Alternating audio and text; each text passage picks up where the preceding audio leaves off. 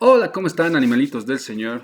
Bueno, me han acusado de algunas cosillas, pero solamente vamos a hacer reacción a un video y algunas cosas que dicen. Y querían que suba la gente para hablar acerca de un punto, que era la virginidad perpetua de María. Ahí se han ido tocando varias peticiones de principio de estos amigos católicos y vamos a ir viendo cada una de ellas. Este es un video de reacción, es común. O sea, si ustedes van a YouTube, van a ver que los videos de reacción son comunes. Cuando se invita a las personas, a veces no vienen, a veces sí, a veces no. Por lo menos Eddie nunca quiere subir a nuestro live. Miguelito y Cefas tampoco. Trovix nunca lo he invitado, pero tampoco quieren subir a nuestro live a defender algo, ¿no?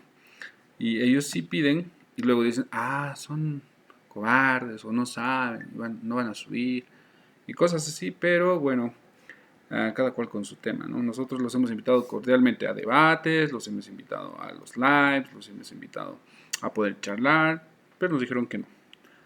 Por lo menos Eddie, Miguelito y Cefas, los que están ahí. A Trovix, como les dije, no lo hice. Ahora vamos a escuchar qué es lo que dicen y vamos a ir analizando algunos puntos. Ese es el que afirmaba, la perpetua virginidad de la Virgen María. En este sentido, no es un ser humano el que se lo dice a María, sino que es un ángel el que le dice a ella que jaritomene, y que además incluso su inteligencia artificial le está diciendo cómo es que se toma esta palabra y el contexto, y en ese sentido la figuración que se le da desde el tiempo antes, durante y después, en ese sentido de María, pues entonces este mismo hermano no cree en lo que está ni siquiera escrito en la Biblia, sino que, como ya lo dijimos, tiene que recurrir a otros hombres que después, si lo refutan a él, la pregunta va a ser eso: ¿ese hombre es falible o es infalible? Entonces yo preguntaría en ese sentido, si como lo estaba escribiendo el apóstol San Lucas en ese momento, ¿es falible o es infalible? Porque entonces, si él escribió mal, estaríamos refutando al Espíritu Santo que estaba inspirando en ese momento a San Lucas, que ya había investigado todo eso para dejarnos ese evangelio. No tienen ni la más... Ok, en esa primera cosa vamos a explicar. Ningún cristiano, protestante, evangélico, tiene que ver estas diferencias entre las que hay, para que no metan a todos en la misma bolsa. Va a decir que cualquier persona que haya sido inspirada, theopneus, por Dios para poder escribir lo que son las Sagradas Escrituras, en ese momento estuviese cometiendo algún tipo de mentira o falibilidad. Más bien creemos que durante el tiempo en el que ellos han estado siendo inspirados para escribir las Sagradas Escrituras, estaban siendo guiados por el Espíritu Santo, el cual carece de falibilidad. Entonces, estas porciones que han sido escritas, que están compiladas en todo lo que nosotros conocemos como las Escrituras, son infalibles. Entonces, cualquier persona que cite la Escritura, no es que yo sea infalible al citar, por ejemplo, lo que voy a citar más adelante, sino que la propia Escritura es infalible. Eso a mí no me hace infalible, simplemente soy un hombre falible que está citando las Escrituras que son infalibles. Entonces, ¿qué es lo que pasa? El problema es la interpretación que ustedes les dan. En el tema de la virginidad perpetua de María, ustedes presuponen algo que las Escrituras, por ejemplo, no dicen. Quien no puede soportar la presencia de Dios somos nosotros los hombres. ¿Ok? A Dios no le afecta el pecado. Y ustedes mienten al decir que María tenía que ser libre de pecado, porque si no, Jesús no podía haber sido concebido en un ambiente pecaminoso. Pero eso es mentira. En ninguna parte de la Biblia nos dice algo similar. ¿Por qué? Simple. ¿Acaso Cristo se va a contaminar tocando a muertos espirituales? Y entre esos entramos todos. Lean Efesios.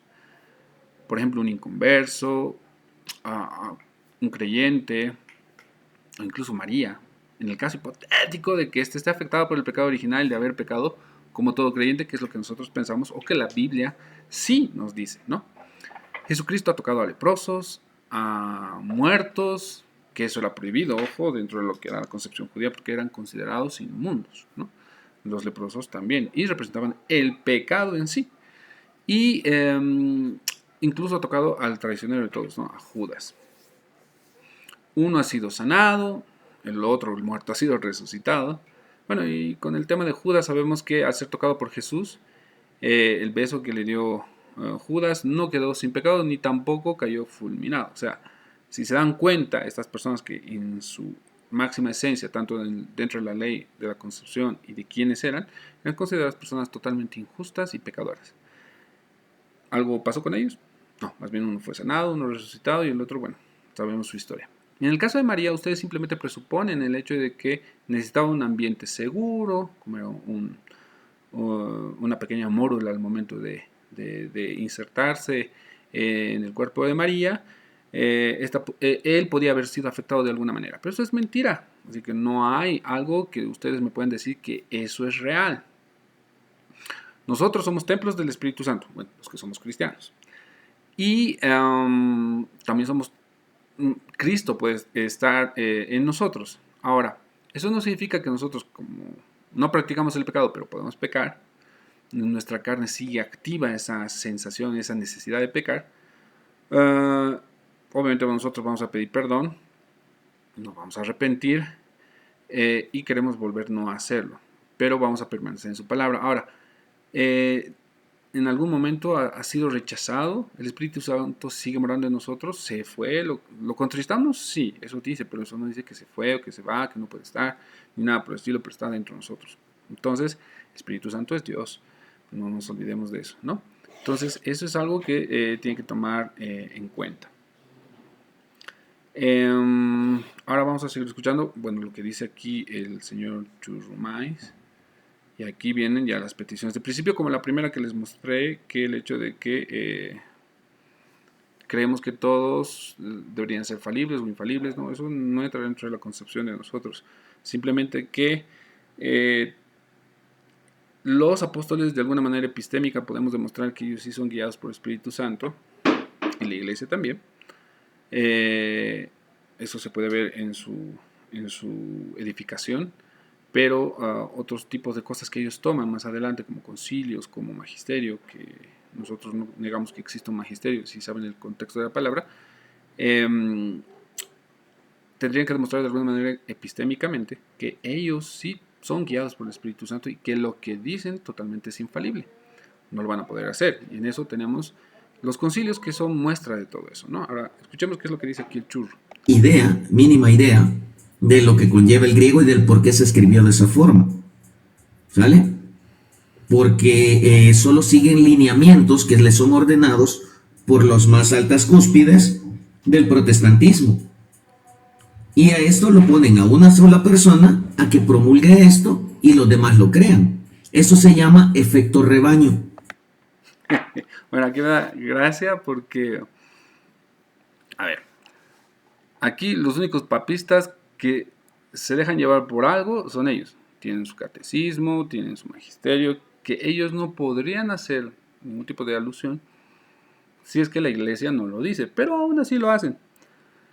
Pero nos echan la tierrita de estiércol a nosotros diciendo que nosotros somos los que nos guiamos por una persona que ha dicho algo y que nosotros seguimos lo que esa persona dice y que repetimos como ovejitas, bueno, lo que decía el efecto rebaño, porque no hace relación en verdad a lo que está diciendo, y que pum, ya empezamos a decir cosas y que es fácil rebatirnos o refutarnos porque no tenemos argumentos, ya que esto simplemente lo hemos escuchado y lo hemos replicado. Pero en realidad, si ustedes van y preguntan, un buen católico te va a responder que lo que él piensa, lo que él dice, no está por fuera de lo que dice el catecismo o su magisterio, Denzinger, catecismo. Pero ellos sí pueden hacerlo y van a escuchar en la confesión que dice Trovis un poquito más adelante. En cambio, el cristiano tiene algo que se llama libre albedrío. Para ustedes, ¿no? Para mí es el libre pensamiento. Y este libre pensamiento nos ayuda a razonar y a poder entender las escrituras de la manera en la que han sido escritas, con lógica. hay principios de la lógica que se cumplen dentro de las escrituras, que nosotros no es que la hayamos inventado la lógica, sino que esto ha sido descubierta por pensadores, que justamente Dios las puso para que nosotros no podamos pensar más allá de lo que está escrito, como dicen las escrituras. Entonces, uno es el principio de identidad, en el que las cosas son como son. O sea, una silla es una silla. El principio de no contradicción. Yo no puedo hablar algo que sea A y no A en el mismo sentido y en la misma relación. Y esos principios lógicos a nosotros nos ayudan a poder pensar. Cuando nosotros a una persona católica los llevamos por ese razonamiento lógico, ¿qué es lo que prima? Sesgo cognitivo. Ellos piensan que lo que dice la iglesia es verdad y no lo que dicen las escrituras. Como lo vamos a escuchar un poquito más adelante en un video de este amigo Rafa Verse. Para ellos, y esto lo voy a poner en el tema de la justificación, para ellos la fe, Cristo y la gracia son razones necesarias, pero no son razones suficientes. Ahí no sé si me dejó entender en el tema de qué significa para nosotros completamente y hecho por Cristo, a diferencia de los católicos. Y eso está en su catecismo o en su teología dogmática.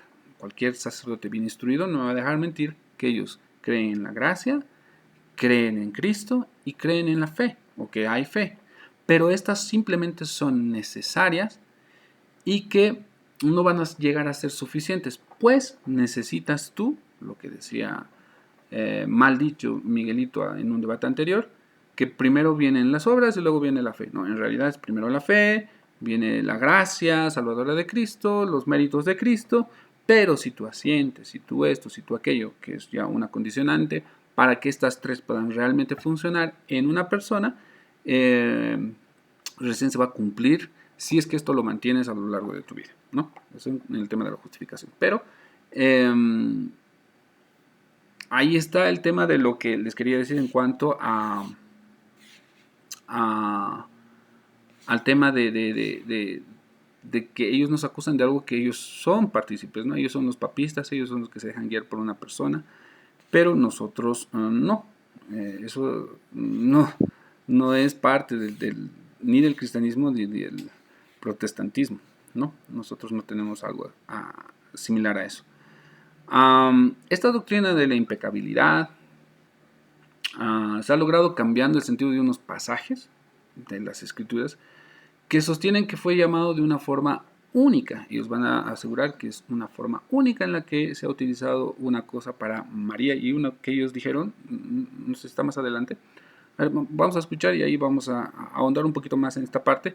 Pero Churmais dice aquí que los que repetimos esto supuestamente no conocemos nada del griego, no conocemos nada de por qué es plebes yaris, no conocemos por qué es ejaritosen, no conocemos por qué es quejaritomene, no conocemos qué es un verbo auristo, no conocemos qué es un verbo participio perfecto, no conocemos nada de eso porque lastimosamente nuestro sistema papal de pastores, entre comillas, nos ha impedido la capacidad de poder pensar por nosotros mismos, y este es un argumento ateo. ¿Por qué? Porque los ateos dicen que en la falacia genética que una persona es, ellos utilizan, ¿no? Una persona es católica porque su familia es católica. Entonces, ellos han nacido en un ambiente en el cual, así como rebañito, han seguido nomás las costumbres de la familia y estos simplemente son lo que son o creen que existe Dios simplemente por un efecto rebaño.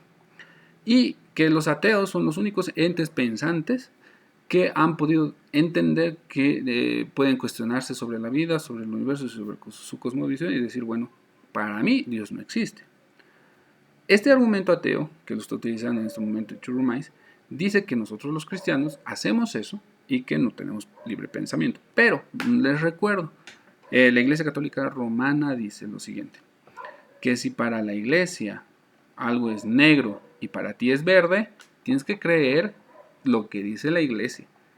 Que en la Eucaristía, por ejemplo, que tus sentidos, que es parte de entender lo que es la realidad, no los tomes en cuenta, pues lo que pasa ahí solamente lo puedes aceptar por fe. Así que quien te impide utilizar tus 5 sentidos que son unidos a tu cerebro para poder determinar qué es real y qué no, la Iglesia te está diciendo que no lo hagas, y que te sometas a lo que esa iglesia piensa. Entonces, realmente, ¿quién es el que se está dejando guiar como rebañitos, como ovejitas tontas? ¿Los que pensamos libremente o los que simplemente siguen un guión, ya sea el catecismo, el padre Amatuli, los libros del Toro, para que nos puedan refutar a nosotros? Y si nosotros hacemos una comparación de todos esos 3 libros que acabo de mostrarles, cada uno de estos católicos va a decir tal cual esas palabritas, repitiendo lo que sus sacerdotes o su magisterio dice, sin la capacidad de poder pensar. Son los mismos argumentos, no es nada nuevo para nosotros. Basta con que nos compremos el libro o tengamos acceso al libro y sabemos todo lo que ellos van a decir. Así que así de predecibles son. Ahora, aparte de lo que ha dicho el Churro, veamos qué más dice. El efecto rebaño. Cuando alguien dice algo y los demás lo repiten igual. Y ese es el problema, hermanos. No tenemos nada contra la María judía. O sea, es la misma, es la madre del Señor.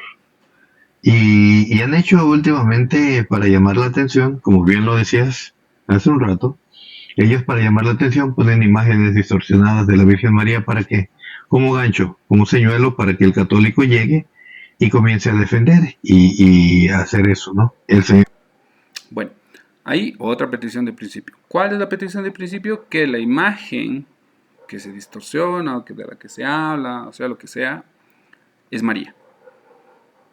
Eso se llama petición de principio. ¿Cómo yo sé, cómo el Miguelito puede asegurarme que la imagen que ha sido distorsionada realmente es María? No lo pueden hacer. ¿Por qué? Porque en el tiempo de Jesús no teníamos ese tipo de tecnología o tal vez ese tipo de artistas que podrían retratar de una manera exquisita a las personas que estaban siendo importantes en ese momento. A lo mejor sí había, pero tenías que tener un buen acceso. Y Judea no era un lugar donde se pensaba que iba a llegar algo tan impresionante como Jesús. Y bueno, para ustedes María, ¿no? Pero si Miguelito puede demostrarme realmente y fehacientemente que la imagen de la Guadalupe, que es a la que se hace referencia ahí, es realmente la María bíblica. Le han cambiado de nombre, no sabemos si es su vestimenta, o sea, esta es la imaginación de un artista, aunque ustedes van a decir que son apariciones, pues la imaginación de un artista, porque en cada lugar es totalmente diferente. Más tiene símbolos de realeza, ¿ok? Que la forma, por lo menos en la que describe que Jesús, el rey del universo, de todo lo que conocemos, ha venido, ¿no? Totalmente diferente, totalmente opuesto. Uno es muy ostentoso, el otro es realmente lo que quería mostrar. Y bueno, en el tema del Quejarito Mene, ¿no? Estos amigos católicos nos dicen que como es la única forma de la forma única en la que ha sido llamada María, y han dicho que ha sido llamada por un ángel, ojo, ¿no? Por un ángel, no por cualquier cosa, un ángel. Llena eres de gracia o plena de gracia, que ese término en griego, que es el Quejarito Mene, solo se utiliza en ella. Y eso es mentira. Pero vamos a tratar de explicarlo rápidamente. Quejarito Mene. Este es un verbo participio perfecto, pasivo, vocativo, femenino, singular. ¿Cuál es la parte central? Jarito. Ahora, es falso que es un término único que solo se utiliza en María, ¿no? ¿Por qué? En esta parte de los prefijos y sufijos que vamos a ir encontrando. El sentido obviamente que le da el catolicismo romano es para exalzar a la figura de María, sacando los textos de su uso natural encontrados en la palabra. Ahora, esta misma palabra, jarito, la podemos encontrar en Efesios 1:6. Se los voy a leer. Dice: para alabanza de la gloria de su gracia, con la cual nos hizo aceptos en el amado. Pero eso no tiene nada que ver con llena de gracia. Pero sí, a ver si leemos.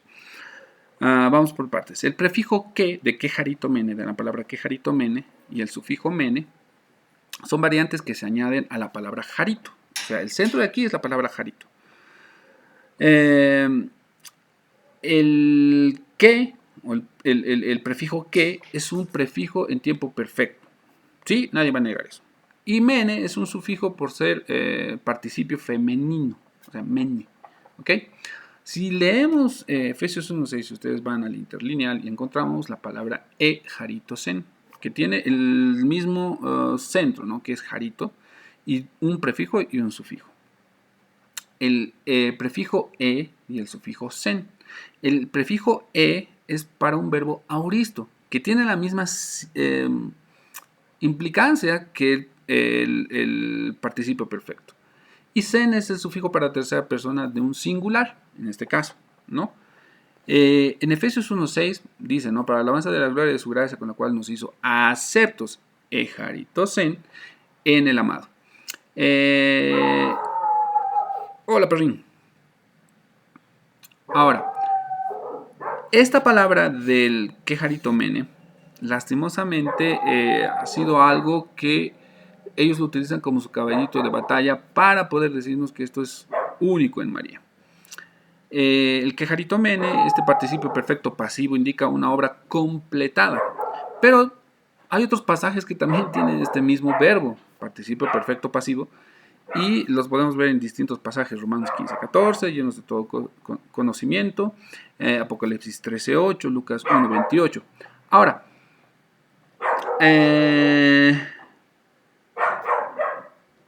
se sabe que todo, o sea, esto del quejaritomene, o estos verbos, son una obra consumada en el pasado. Por ejemplo, el Cordero fue inmolado desde el principio, desde el mundo, Apocalipsis 13:8. Esta forma verbal se realiza y progresa en el presente, en el creyente. ¿Ok? Y en el sufijo mene,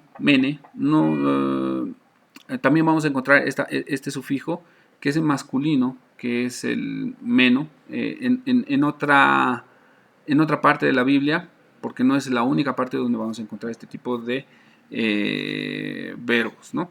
Podemos ver varios que tienen el verbo participio perfecto en Génesis 6:2, en Génesis 39:22, en Génesis 40:6, en Génesis 41:36, en Lucas 2:2, en Lucas 3:13, en Lucas 6:25, en Lucas 1:47, Lucas 9:32, 11:25, 2:62, 16:20, 19:30, 24:38. Hay varios. Ahora, si ustedes van a la Septuaginta, que es una traducción del hebreo al griego, y ustedes que tienen el libro, me refiero a ustedes con los católicos, que tienen el libro de Eclesiástico Sirach, vayan a Eclesiástico 18:17 y dicen, ¿no ves que es mejor la palabra que el regalo? El hombre caritativo sabe aunar las dos cosas. Ahora, la palabra en griego que aparece aquí en la Septuaginta es quejaritomeno. ¿No les parece conocida esa palabra, quejaritomeno? Con quejaritomene. Es la misma que se utiliza en Lucas 1:28. Entonces, no había sido la única persona, ¿no?, a la que se da. Ahora, si utilizamos la misma afirmación que utilizan los católicos a este Sirach 18:17, entonces ya tenemos por lo menos de esta definición que ustedes manejan, dos personas que son libres de pecado desde la eternidad. Ahí hay un gran problema soteriológico. Y bueno, obviamente los amigos católicos lo único que van a decir es que Dios todo lo puede. Y ese es un gran problema. Podemos ir aplicando y leyendo más acerca de esta palabra quejaritomene, pero no me da el tiempo. Así que el que quiera puede subir un día a mis lives y podemos hablar. Vamos a seguir escuchando un poquito más de las peticiones de principio que hacen estos muchachos. Señor Jesús, por tus palabras serás llamado justo y por tus palabras serás condenado. En ninguna de los lives, por lo menos que yo he entrado, ahora si hay otros y los condeno totalmente, que se hable mal de María, no se habla mal de María, para nada. Y él está amenazando, ¿no? Ojo, por tus palabras vas a ser condenado, vas a ser justificado. Hablar la verdad, a algunos les va a molestar. Sabemos quién es María, pero solamente el catolicismo romano la ha exaltado a un punto de ciertas características que ella se muestra en la Biblia a unas características totalmente aumentadas, corregidas e inimaginables dadas a una sola persona, ¿no? Así que, ya que lleguemos allá arriba, vamos a tener que rendir cuentas al... Es ese detalle, ¿no? Miren, ahorita por ejemplo también David dice, no, pues mañana los invito a un horario cristiano. Ahora resulta que hasta en los horarios hay cristiano. Ahí van a escuchar cómo me estaban invitando a subir, ya era tarde, y simplemente les digo que estoy en cama, y una expresión. Ahora, el porqué de mi expresión. Muchos de estos amigos católicos simplemente leen la Biblia de una manera plana. No se dan la molestia de ver y averiguar cuál es la cultura, ¿no? ¿Por qué hablan de la manera en la que hablan los judíos, por ejemplo? Entonces, ¿qué es lo que pasa acá? Yo les digo, bueno, ¿saben qué? Para mí es tarde, mañana podemos hablar en un horario más cristiano. En mi país, cuando decimos un horario más cristiano, simplemente nos estamos refiriendo a un horario más temprano. ¿Por qué? Porque somos parte de la colonia, aquí viene, y además es es un modismo católico. Así que si lo que está diciendo Trovix, escuchen. Cristianidad. Resulta que si se sube ahorita ya no es una hora cristiana para David MG, sino que ya a lo mejor esta ya es del diablo. Y como ya es del diablo, ¿no? Bueno, entonces sus amigos católicos aquí en mi país utilizan ese tipo de modismos debido a que hemos sido conquistados por la colonia y nos han traído lastimosamente el catolicismo de una manera dolorosa, ¿no? Digo el catolicismo porque no han traído el evangelio, simplemente han convertido a punta de espada a los que eran indígenas acá. El restante de las personas han sido obligadas a ser parte del catolicismo, quitando cualquier tipo de libre voluntad, hasta que por fin hubo un pequeño grupo de evangélicos que cambió el rumbo de la historia de este país. ¿Por qué? Porque hay libertad religiosa, señor, en la que nosotros podemos decidir qué querer, qué creer, qué hacer. Nos dan la capacidad de poder pensar. En cambio, hasta antes de eso, eras obligado a ser católico, por muchas razones, civiles, legales, así que esa no es la manera de evangelizar. Dicen algunos, pues hasta la inteligencia artificial, mientras lo refute, es del diablo. Hay que dejar bien claro esto, porque puedo darlo como ejemplo, ¿sale? Yo como católico, el día de mañana puedo decir a lo mejor, no sé, alguna tontería, pero no porque yo lo diga como católico, quiere decir que la iglesia así lo pregona. Hay que entender lo que pregona la iglesia y lo que algún hermano católico pueda decir. Ojo, discúlpenme si hay mis hermanos católicos porque no los quiero ofender. ¿Se acuerdan lo que dijo el Eddie hace un momento? Que hay un grupo especial que agarra y dice qué es lo que tienen que decir. ¿Y qué es lo que está diciendo aquí Trovix? Si yo algún día cometo el error de hablar algo que va en contra de ese grupo selecto que está ahí arriba, que se llama Iglesia Católica Romana, con su magisterio, que es lo que escribe, para que ustedes lo puedan decir y tengan la libertad de poder decirlo, porque ustedes no pueden hablar más allá de lo que ellos han dicho que pueden decir. Utilizar versículos, eso lo dijo Católico Cefas la otra vez. No hay nada que nos diga que nosotros no podamos decir, utilizar otros versículos bíblicos para apoyar una doctrina. No, lo siento, mi querido amigo. Como ustedes dicen que tienen la revelación de las Escrituras y que el magisterio es el que puede interpretar las Escrituras, pregunta, ¿ustedes son parte del magisterio? No, ustedes son unos simples laicos. Y no pueden hacer interpretaciones privadas de su Escritura, como le hice entender a Cefas el otro día. O él se adecua a algo que dice su magisterio o a otra cosa que dice su magisterio, tomando una decisión en cuanto a qué es lo que le conviene a él creer. Eso es tomar una interpretación personal de lo que quiere creer en cuanto a Apocalipsis 12. Que nos explicaran ellos, y si gustaría subir, entonces, ¿cuál es la distinción entre Pleris Haris o Quejarito Mene, en el sentido que ellos lo contextualizan o cómo es que lo, ya les expliqué, que lo entienden? Porque un ángel se lo dice a María y por qué no se lo dijeron a alguien más. Que un ángel bajara y se lo dijera a alguien más. Sentido verbal, ¿no? Jarito. Dice David MG, el Rafa que entregó un debate, pues permíteme decirte, Rafa, que la única vez que yo lo vi debatir en ese sentido con Carlos Veloz, creo que es tu pastor casi, pues me le puso una de aquellas que, mejor para qué te cuento, David. Otra vez. En el debate, cuando uno afirma la tesis de la otra persona, entregó el debate, ¿ok? De eso se trata el debate. Yo llevo una tesis, el otro lleva su tesis. Si yo acepto su tesis, entonces ya perdí el debate. ¿Cuál era la tesis de Carlos Veloz? Que no es mi pastor, es un simple amigo, lejano, por cierto, el cual dice, yo puedo encontrar la unión hipostática. ¿Qué significa la unión hipostática? Las dos naturalezas de Cristo en una sola persona. Yo puedo encontrar las dos naturalezas de Cristo en una sola persona. ¿Qué es lo que dice Rafa Vers? Vamos. Ay, Dios mío. Es Dios y verdadero hombre. Ok, yo acepto eso, pero aceptar a Cristo como verdadero Dios y verdadero hombre no es suficiente para demostrar. Y el tema de este debate es si se puede demostrar la unión hipostática solo con la Biblia. Ahora, ¿qué es lo que está haciendo aquí Rafa? Uno, cediendo el debate. ¿Por qué? Porque él acepta, ahí lo han escuchado, que las dos naturalezas de Cristo sí se pueden encontrar en la Biblia. Pero, dice, ahí está lo que les decía.